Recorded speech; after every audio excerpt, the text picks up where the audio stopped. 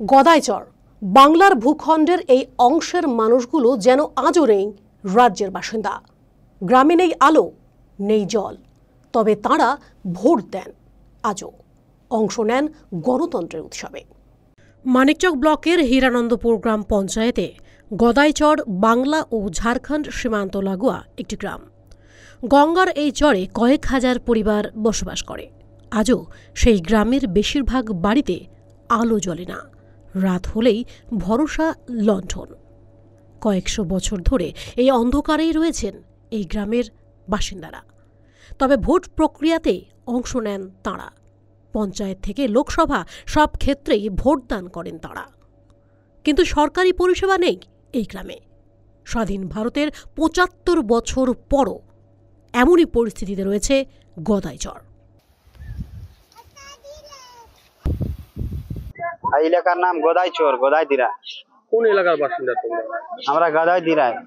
এটা কি বাংলার? বাঙালি পড়ে গেলা। এই গ্রামে কি কি অসুবিধা রয়েছে, কি কি সমস্যা রয়েছে? এই গ্রামে লাইন বিজলির সুবিধা 1 নম্বর আছে, শিক্ষার পড়ালেখার আর রোডের লাইনে এখানে মিললে অসুবিধা আছে। আলো কি আছে ঘরে? আলো নাই, বিজলি নাই স্যার। তাহলে রাতের বেলা কিভাবে থাকো? আর দীপক জ্বালায়, সোলার वाला লাইট জ্বালায়, সোলার মিट्टी তেলের দীপক জ্বালায়।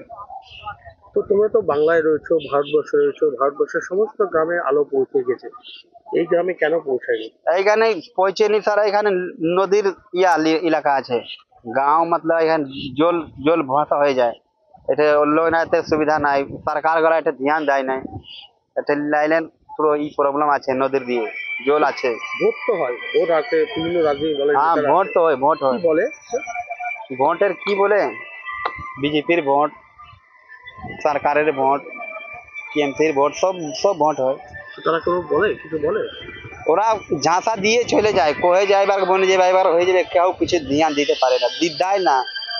এখানে গদাইয়ে আমরা প্রায় 40 বছর ধরে বসবাস করি এই দিয়াটার মধ্যে। এখানে যাতায়াতের কোনো ব্যবস্থা নেই। বন্যার দিনে আমাদের প্রায় এখানে সব জলাময়ে ডুবে যায়। বন্যার দিনে আমাদের প্রচুর অসুবিধা। এখানে কোনো ব্যক্তি যদি অসুস্থ হয় আমরা সহজে হসপিটাল নিয়ে যেতে পারি না। অনেক পেশেন্ট হয়তো হসপিটাল যেতে যেতেই মারা যায়। তো এখানে গর্ভবতী মায়েদের প্রচণ্ড অসুবিধা। মানে ঠিক সময় মতো আমরা হসপিটালে নিয়ে যেতে পারি না। তারপরে এখানে আরও অনেক রকমের অসুবিধা আছে এখানে, যেমন যাতায়াতের এখানে কোনো পথ নেই। আমাদের দুই দিকে, এদিকে যদি আমরা বেঙ্গলে যদি যাই, যাতায়াতের পথ আমাদের নৌকা দিয়ে যেতে হয়। নৌকায় প্রায় 2 ঘন্টা সময় লাগে আমাদের যেতে। সেই 2 ঘন্টা সময় লাগে, প্রচুর টাকাও নেই নৌকাওয়ালা। তারপরে কিছু দূর আবার হেঁটেও যেতে হয়। যতক্ষণ এখানে ভূতনি আমরা ওই গোবর্ধনটোলা না যাই ততক্ষণ আমাদের কোনো যাতায়াতের কোনো পথ নেই, কোনো রিক্সা, কোনো ভ্যান এখানে পাওয়া যায় না। স্কুল আছে? এখানে স্কুল আছে, এখানে আমাদের বেঙ্গলের এখানে স্কুল আছে। এখানে দুখানার মানে শিক্ষক আছেন, ওরা হয়তো মাসে 1 দিন আসেন, শুধু সইটা করে যান। এখানে কোনো পড়াশোনা হয় না, না কোনো পড়াশোনা। স্বাস্থ্যকেন্দ্র কিছু নেই? স্বাস্থ্যকেন্দ্র বলে কিছুই নেই এখানে।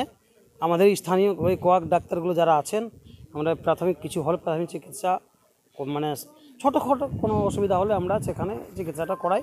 নাহলে আমাদের পাশাপাশি ঝাড়খণ্ড যেতে হয়, বেঙ্গল যেতে তো আমাদের প্রচুর সময় লাগে। আমাদের পাশাপাশি কিন্তু ঝাড়খণ্ড, সেখানে গিয়ে আমরা কোনো রকম করে গিয়ে স্বাস্থ্য ব্যবস্থাটা আমরা নিই। মালদা টুডে।